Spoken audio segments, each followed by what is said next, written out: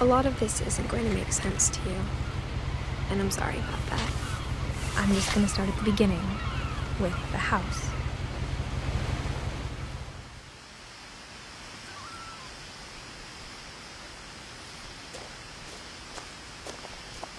My brother Milton disappeared when I was 4. It was like the house just swallowed him up.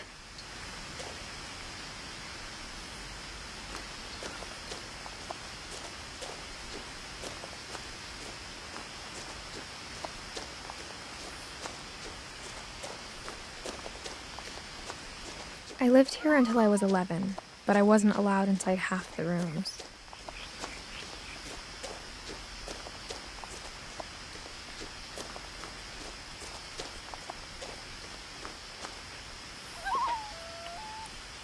Inside the mailbox were bills from 7 years ago, marked urgent, open immediately.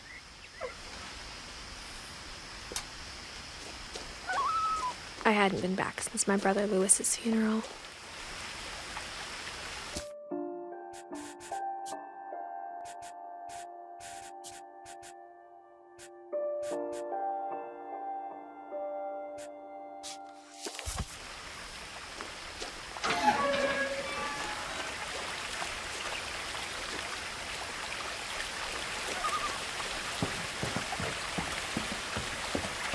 In her will, my mother left me a key, but didn't tell me what it unlocked.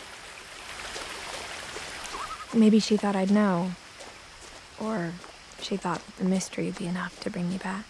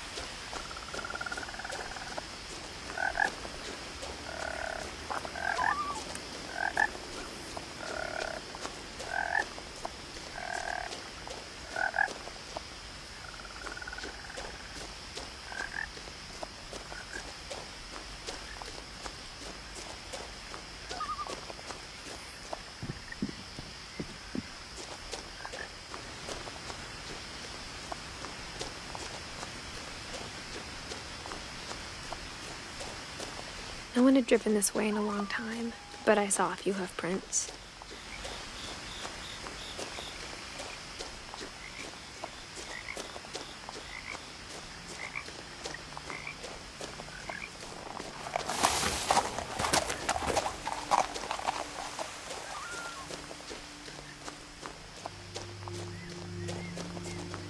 The truth is, even after I inherited the house, I never thought I'd come back to it. But now I had questions about my family that only the house knew the answers to.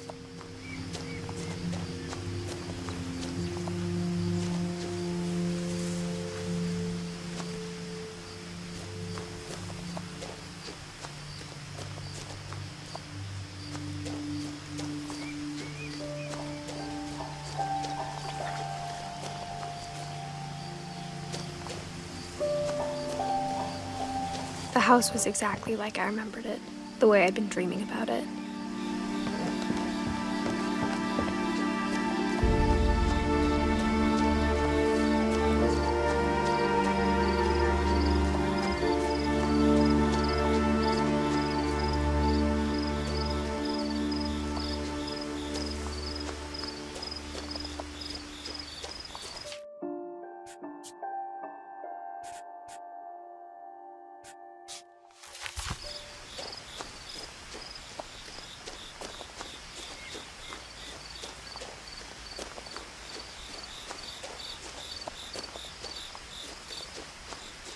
As a child, the house made me uncomfortable in a way I couldn't put into words.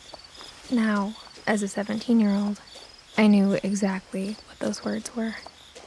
I was afraid of the house.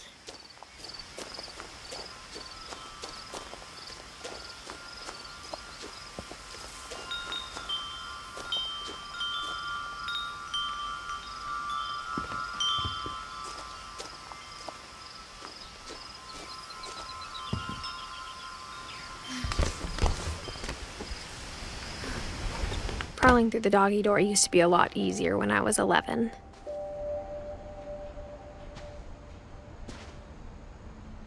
The power had been turned off the night we left.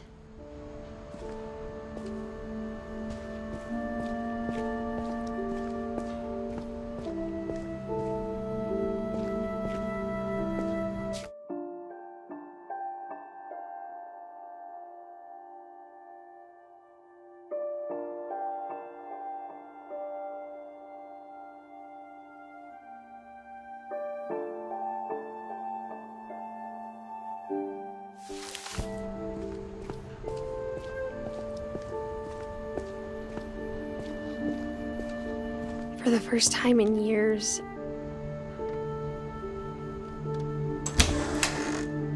I felt like I was home.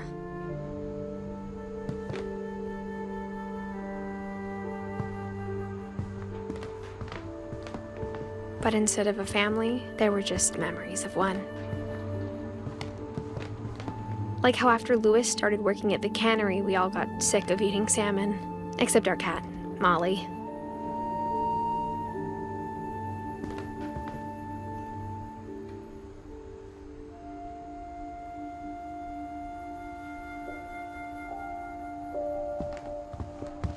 Or how only one restaurant would deliver to our house, so we had Chinese a lot.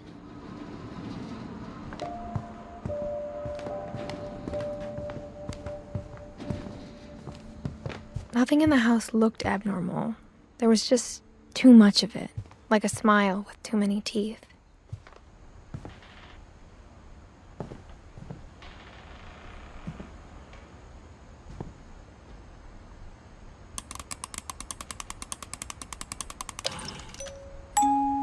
Great-Grandpa Sven built a music box for Barbara, along with the rest of the house.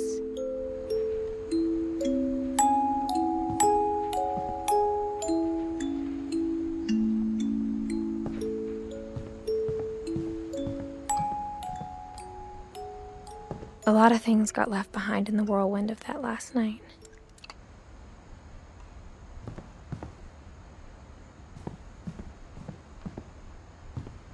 My mom wasn't much of an optimist, but she never stopped believing that my brother Milton was alive.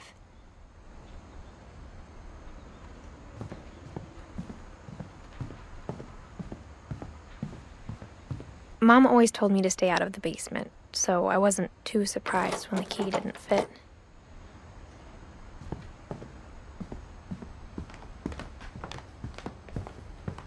The table was still a wreck from the night we left. It was like a bomb had gone off, killing everyone but sparing the furniture.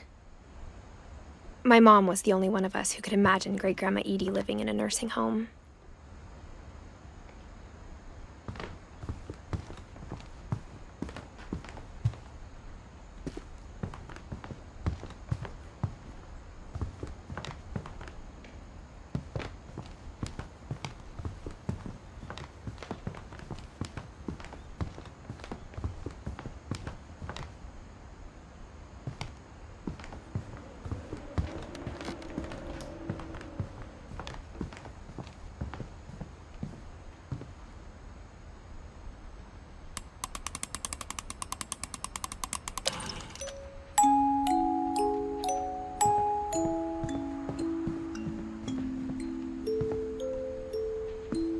After Milton disappeared, Mom sealed up all the bedrooms. Then Edie retaliated and drilled peepholes.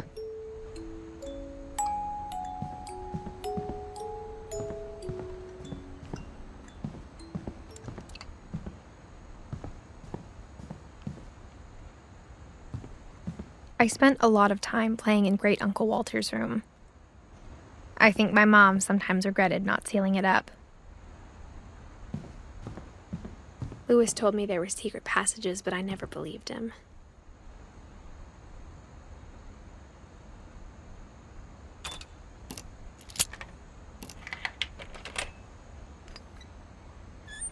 Turns out, my mom was really good at keeping secrets.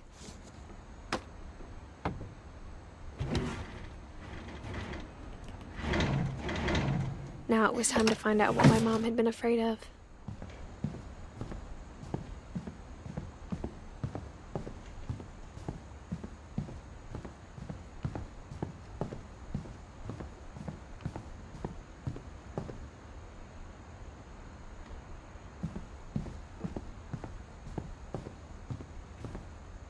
Whenever people ask me about my family, the first thing they always want to know about is Barbara.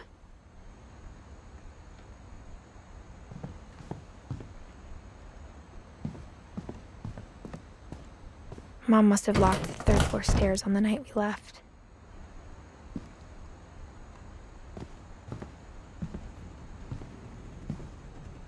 Edie's father, Odin, built the original house.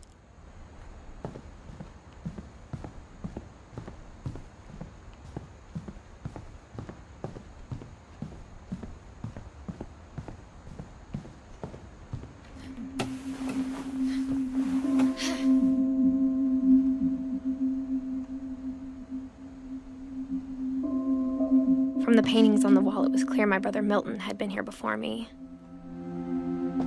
Reading this, maybe it sounds like I had a plan.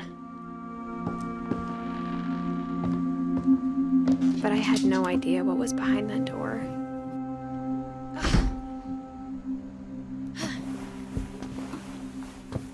Just like I had no idea where all this was gonna lead. I grew up looking at Molly's room. Molly's gerbil had a tiny bedroom with its own even tinier gerbil cage.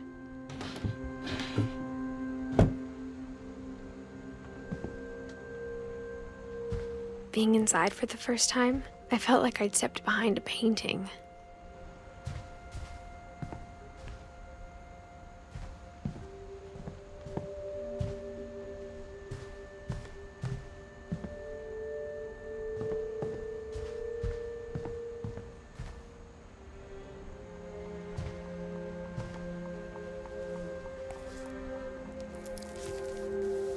December 13th, 1947.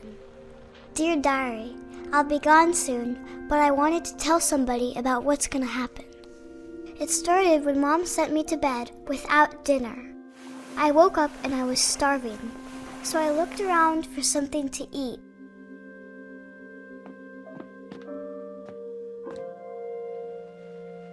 The gerbil food was dry, but I didn't mind it.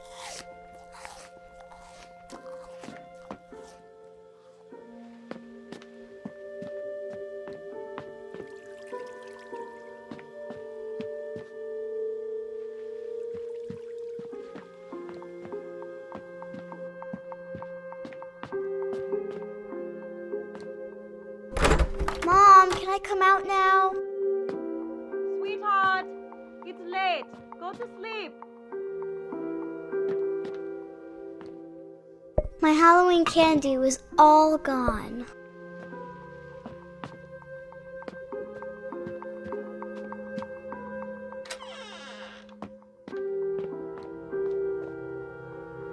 I kept eating and eating.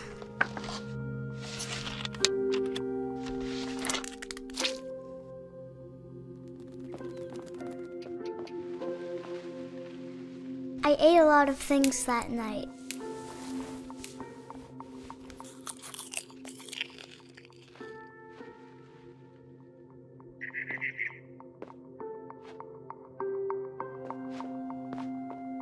Then I heard chirping outside my window.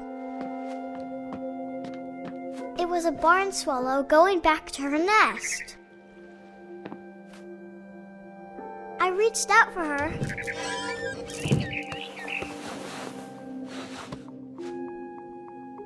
And suddenly,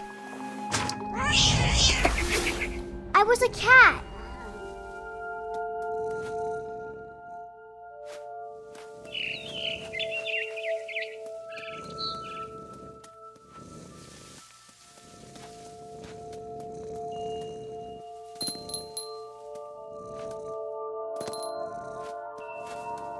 I tried to be quiet, but the bird was really scared.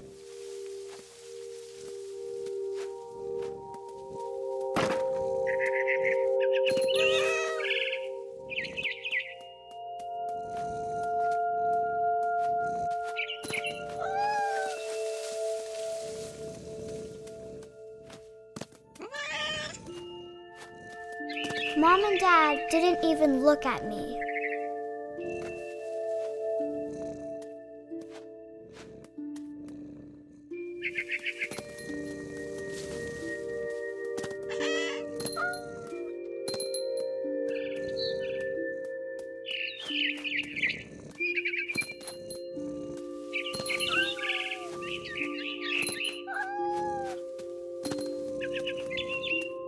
The babies were all gone.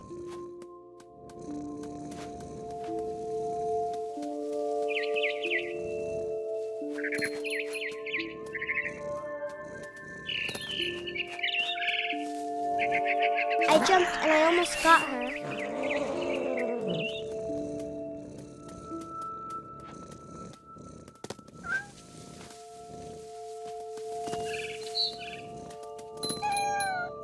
I could tell she was getting really tired. Now I was up in the big tree.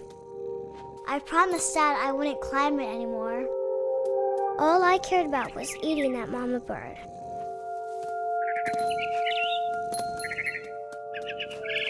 I gobbled her up. And suddenly, I was an owl. First, all I heard was the wind. Then I heard little teeth nibbling in the grass.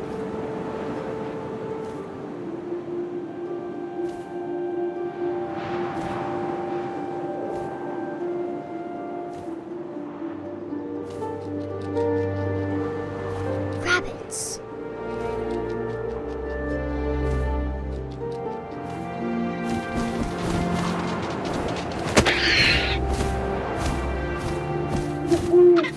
I imagined his face looking up and seeing mine through my talons. I swallowed him up, and I didn't chew one bit. Then I flew off to find something bigger.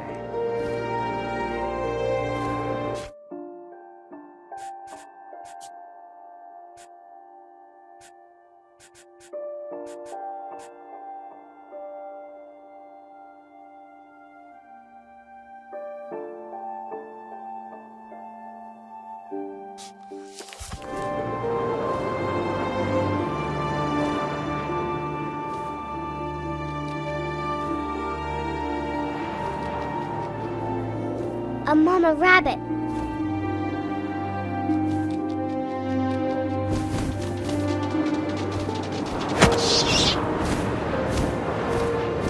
She was almost too big to carry. I started choking, but I couldn't stop eating. And suddenly, I was a shark.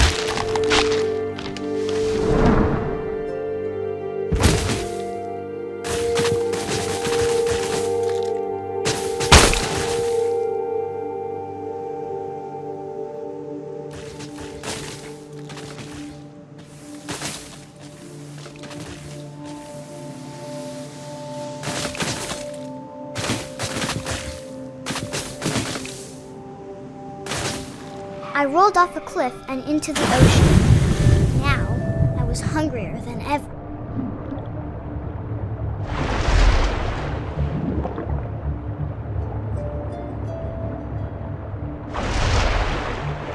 I wanted fat, juicy seals.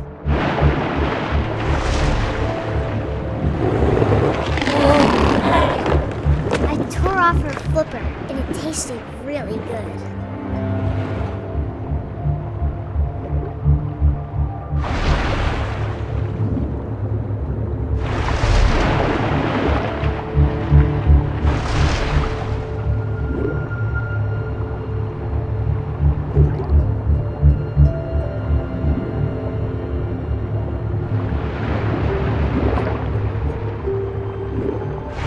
Grabbed on tight, but I was so hungry, I jumped out of the water.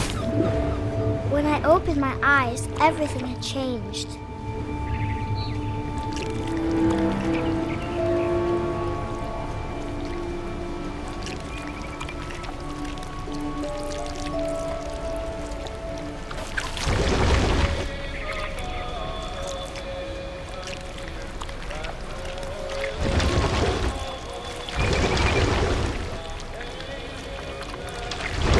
Now I was a monster, and I smelled people everywhere.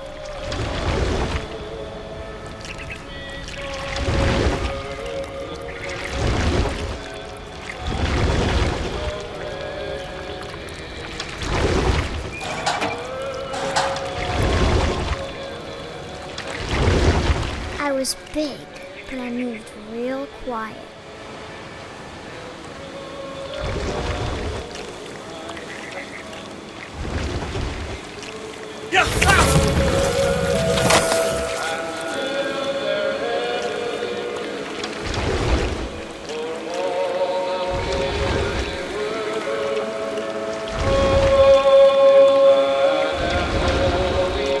I wanted to stop, but also I didn't.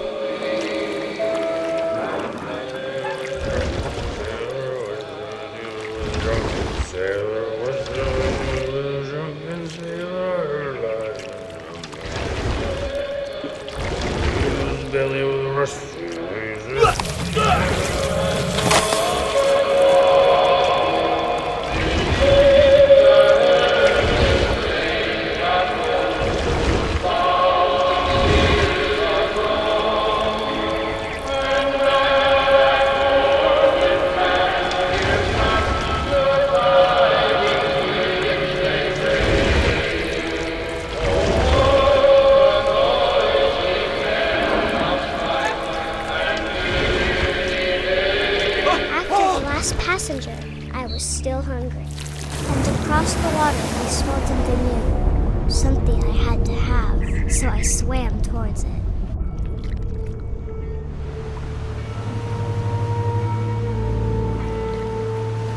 I slithered onto the sand, and the good smell went into an old pipe.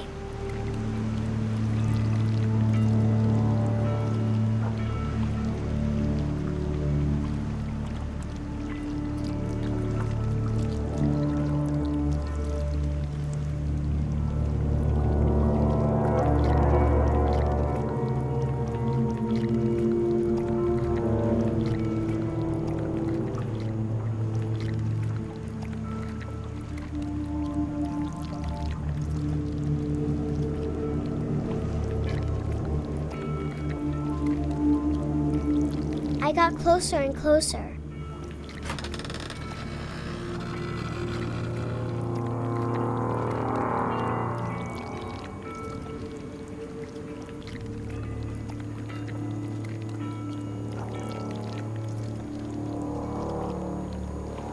All of my stomach started growling. And suddenly, I was me again. I held my breath for a long time, but I couldn't hear anything. I think it's waiting for me to fall asleep.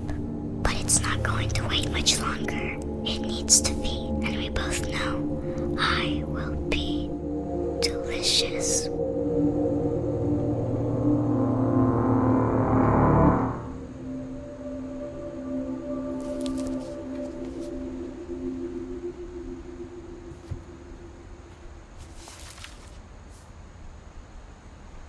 I'm not sure if I believed all of that, but I'm sure Edie would have.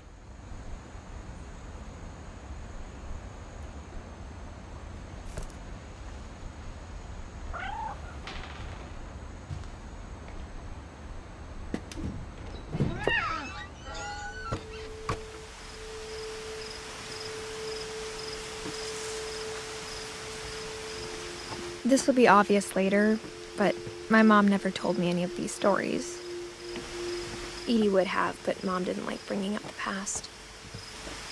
Though, when we adopted a stray kitten, she was the one who named it Molly.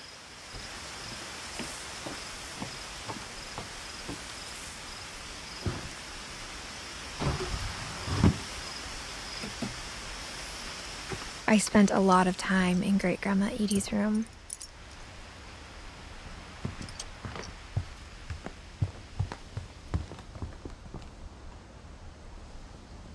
When Edie told people Sven was killed by a dragon, she could also have said he was building a dragon-shaped slide that collapsed. She could have, but she didn't.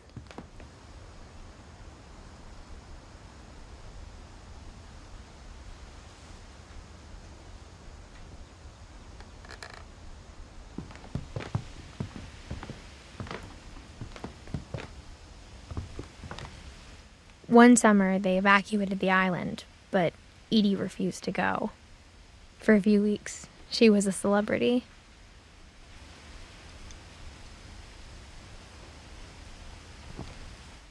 I hadn't thought of myself as Edith Jr. for a long, long time. Edie gave a big interview about a mole man living under the Finch house. My mom was furious.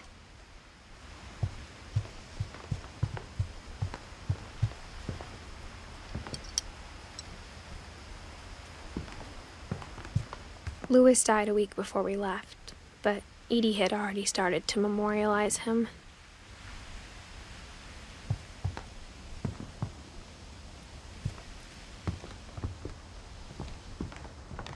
Her room was like a museum.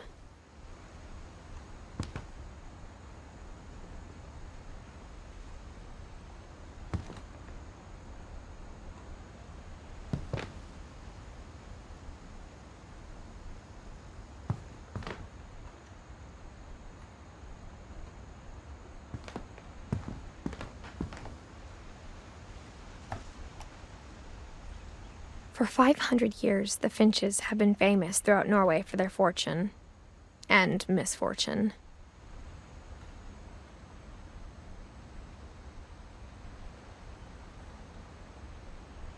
Odin Finch buries the latest victims of the family curse, his wife Ingeborg and their newborn son, Johan. On January 7th, 1937, he set sail with his family and his house, hoping to leave the curse behind. But 40-foot waves off the coast of Washington send the house and Odin to the bottom of the sea. Odin's daughter Edie, with husband Sven and baby Molly, step ashore on their new home, Orcas Island. Odin Finch is the first to be buried in the new family cemetery. His daughter Edie is already dreaming of a new Finch house.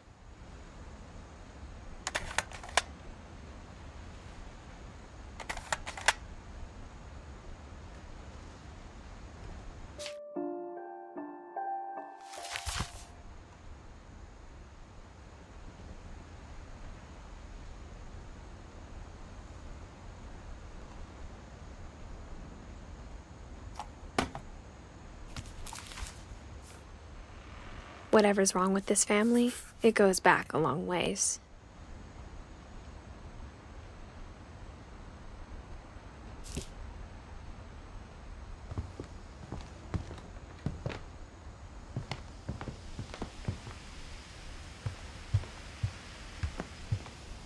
Even in her 90s, sometimes Edie seemed a lot younger than my mother.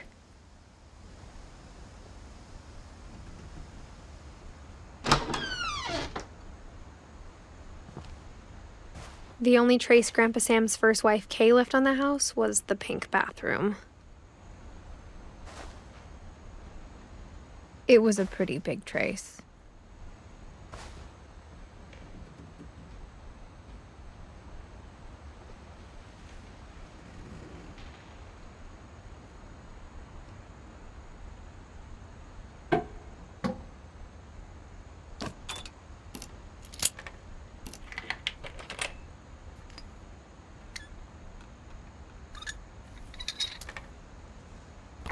There's a secret in this bathroom. It's in the last place you would look. It isn't in the cupboard. It's hidden in this book.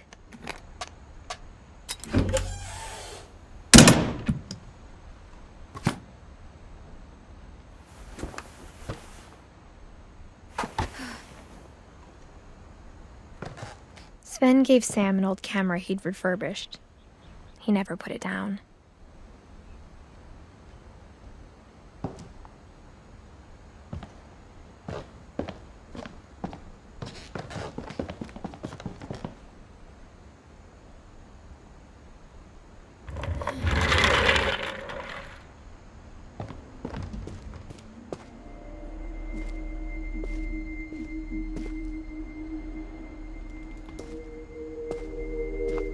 I knew Grandpa Sam had a twin.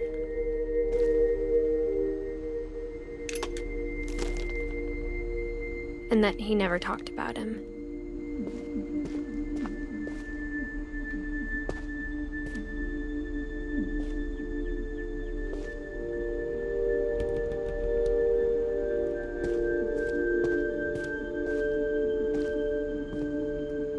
I guess my grandpa didn't like history any more than my mom did.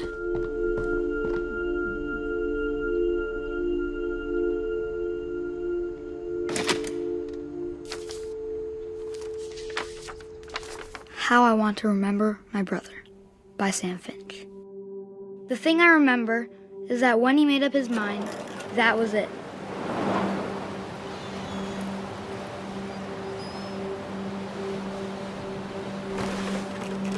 My brother said he'd die before he ate another mushroom, and he did. At Barbara's funeral, we swore we'd never be afraid again, and he wasn't. I think Calvin always wanted to fly.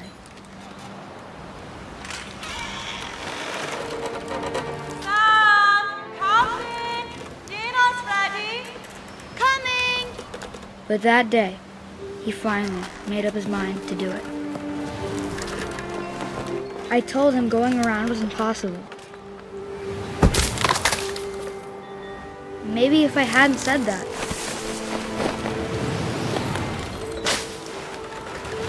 Calvin! I'm not gonna tell you again! maybe if the wind hadn't picked up, then maybe he'd still be here. But I doubt it.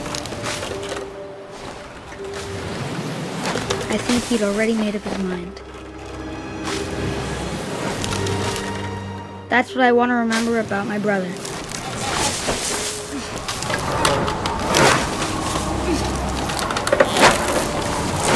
That's the day he made up his mind to fly. And he did.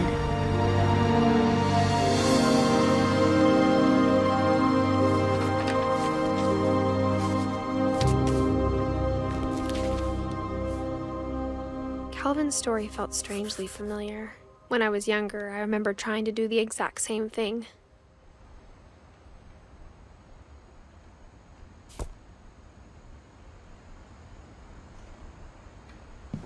After the funeral, Edie roped off Calvin's half of the room.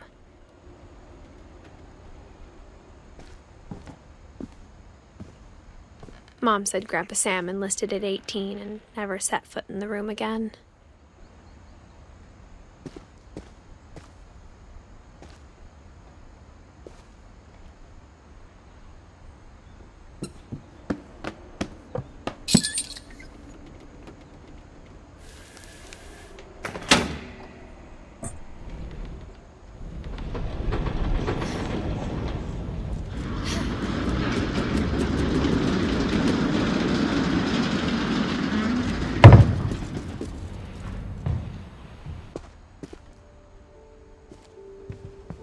The passages were a pretty tight fit. They'd obviously been built for smaller hands and bellies.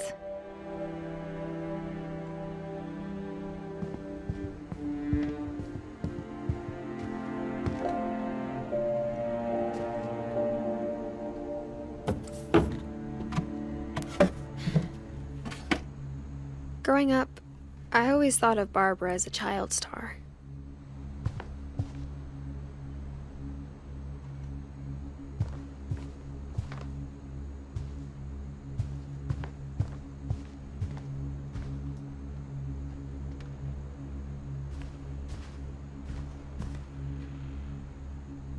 I never thought about how hard it must have been for her afterwards.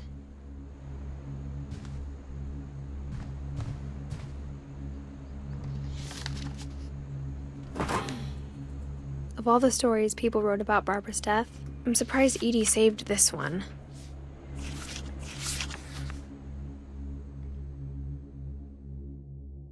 Old Jack here with another ghastly tale inspired by America's most unfortunate family.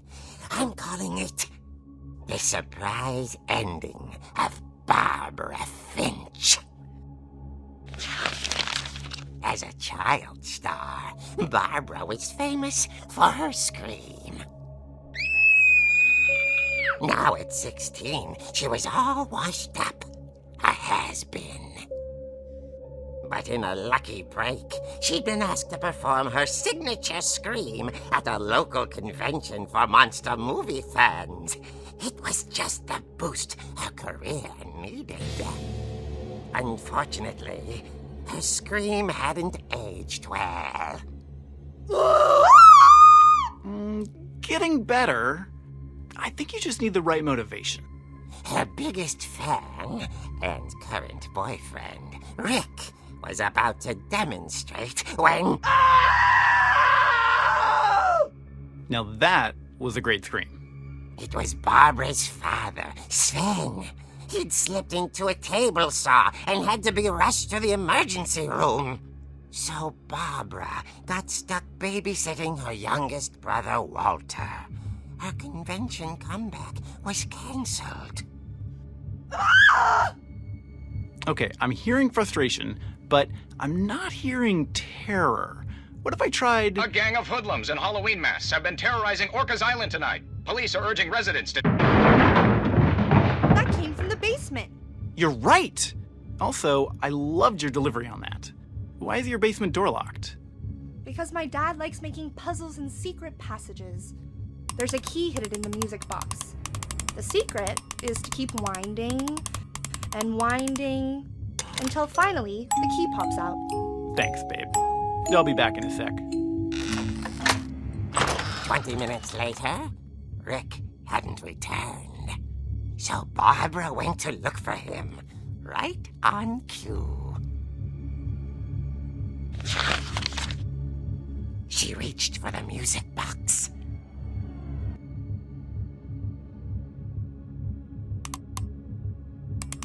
And as she wound the key, she listened for Rick, but the house was silent.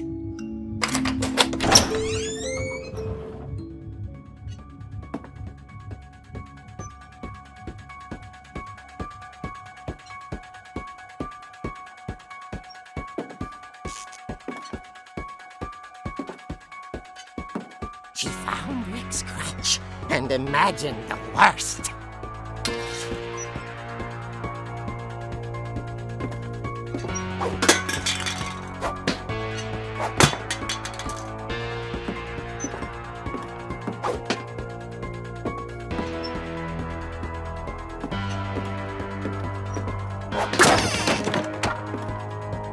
The gang's leader is the infamous Hookman killer, Dr. Carl Hamill, who impaled and then ate his family 10 years ago tonight.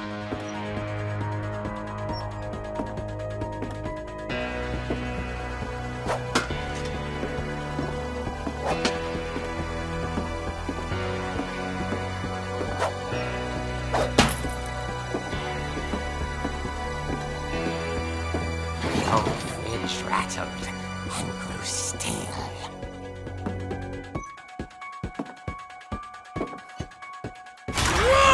Oh dear!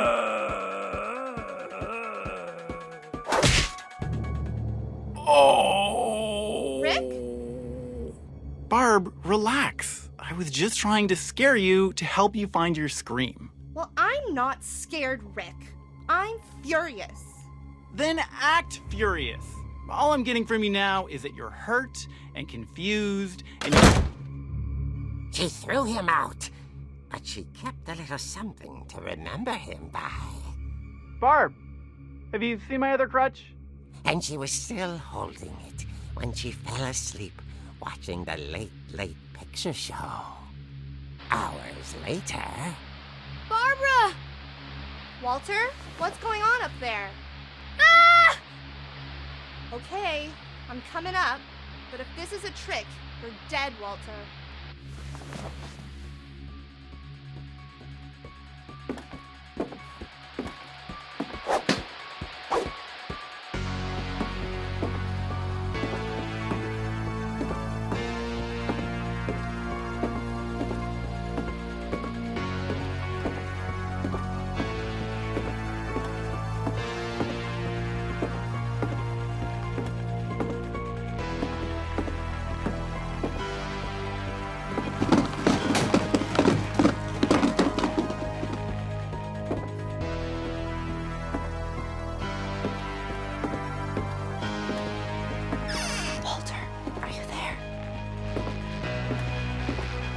Walter had vanished, but his bedside radio was still on. Orcas Island police describe the man as 6 feet tall, with a steel hook for a hand. Residents are urged to lock all doors and windows and notify the police of any suspicious activity. Barbara turned, saw the hook man, and was speechless. He was quite smashing. And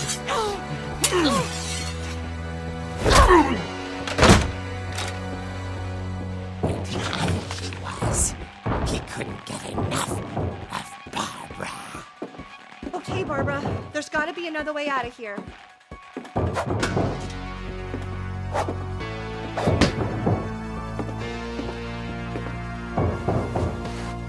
That night, she played her part beautifully.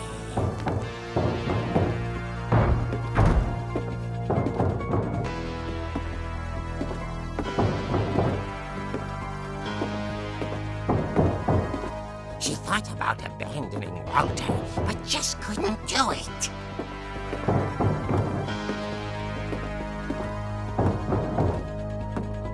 Molly's door hadn't been opened in years.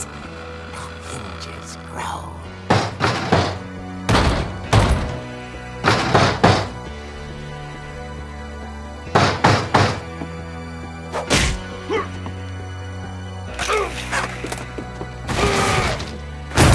He wasn't moving, but she sensed the story might not be over yet.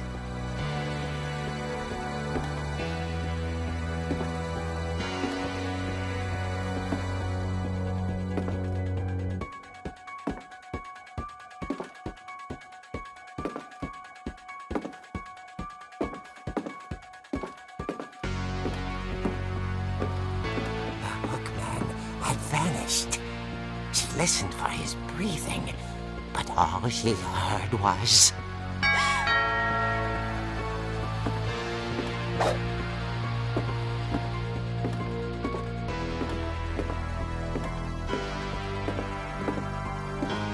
Someone at the door was dying to speak to young Barbara. At the door, she heard whispering. It was coming from inside the house.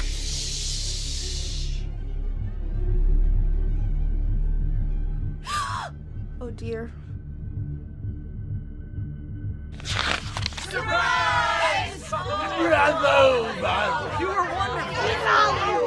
monsters had come to surprise her.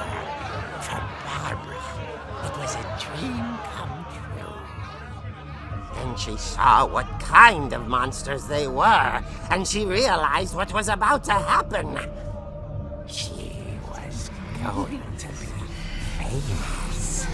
And with her final breath, Barbara Finch gave the performance of her life.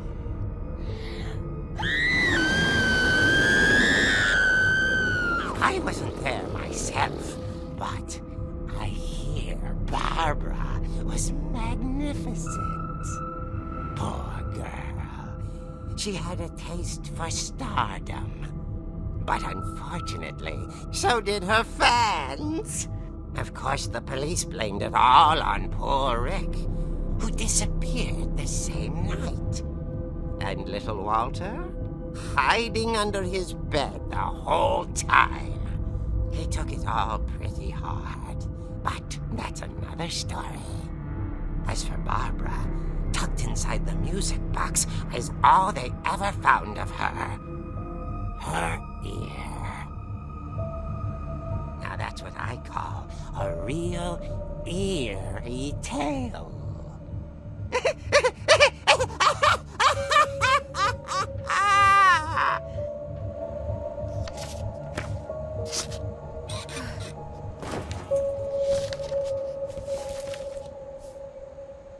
Edie told me all Barbara wanted was to be remembered, as absurd as that comic was. Maybe what Edie saw was a happy ending.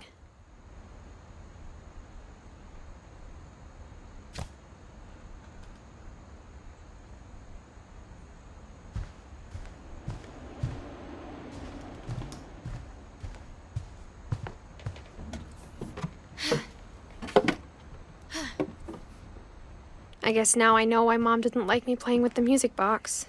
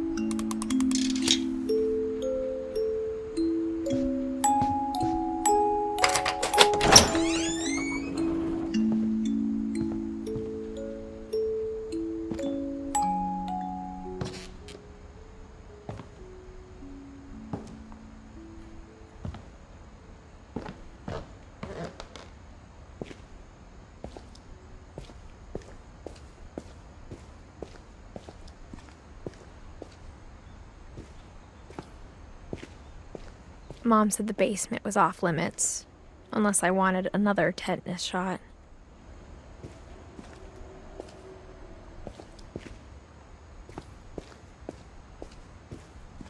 I saw Edie sneak down to the basement once, carrying packages. I thought maybe she was hiding presents.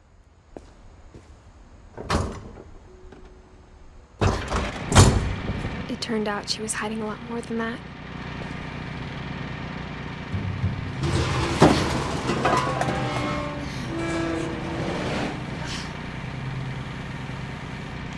I remember asking Mom once about where Walter had gone. She said after Barbara died, he got as far away as he could. If there's a pattern in all these stories, I think it's that none of us has gotten very far.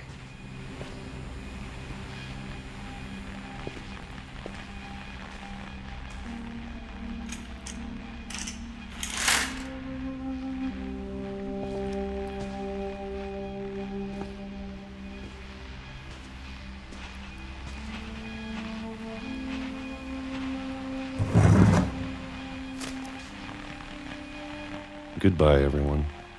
I can't believe I've been down here for 30 years. On that first day, after the shaking started, I didn't think I'd survive a week.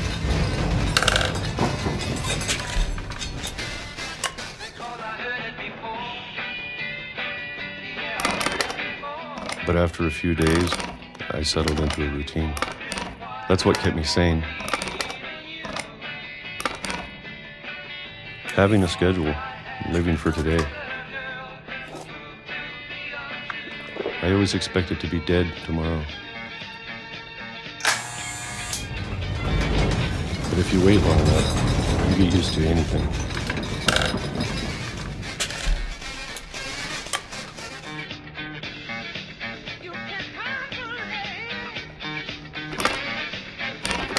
Even a monster on the other side of the door starts to feel normal. Almost friendly.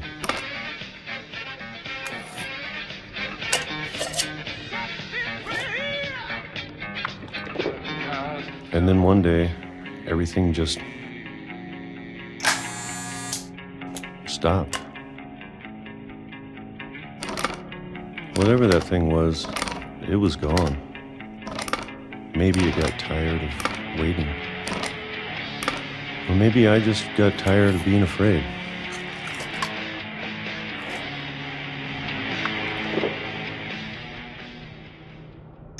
It's been a week now, the longest in 30 years. I'm done waiting. I have to leave while I still can.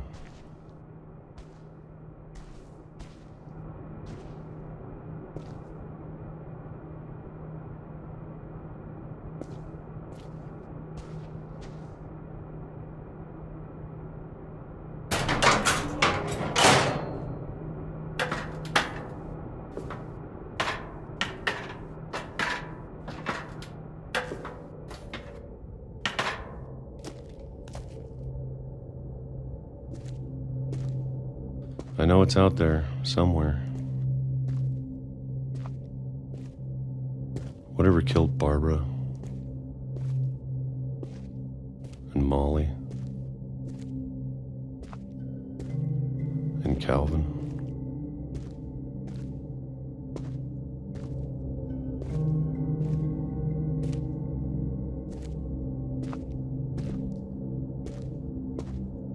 Maybe this is all a mistake.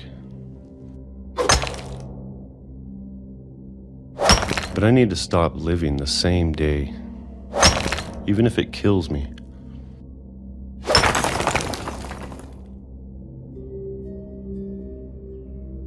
Whatever's out there, I want you to know I'm ready for it. I'm going to appreciate all of it, especially the food. I don't mind if I only have a year left, or a month, or a single week. I'd be happy with one new day. I can already imagine the sun on my face.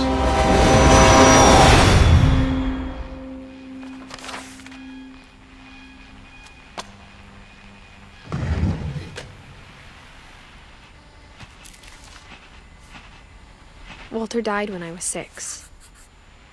I can't believe my mom never told me he was down here.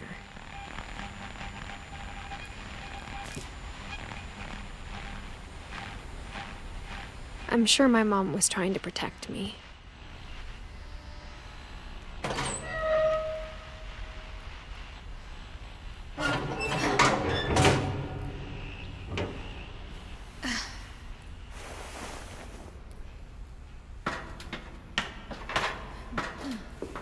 Maybe she was afraid I'd end up like Walter.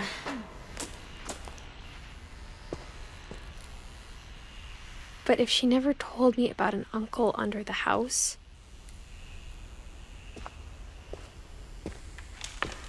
I can only imagine what else she was hiding. I don't want to make the same mistakes she made.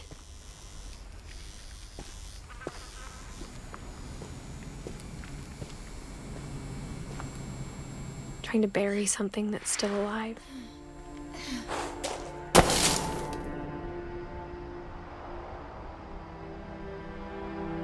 Now that there's only one of us left, or maybe 2, I thought it was time I heard the stories for myself and found out what happened to everyone else. But now I'm worried the stories themselves might be the problem. Maybe we believed so much in a family curse, we made it real.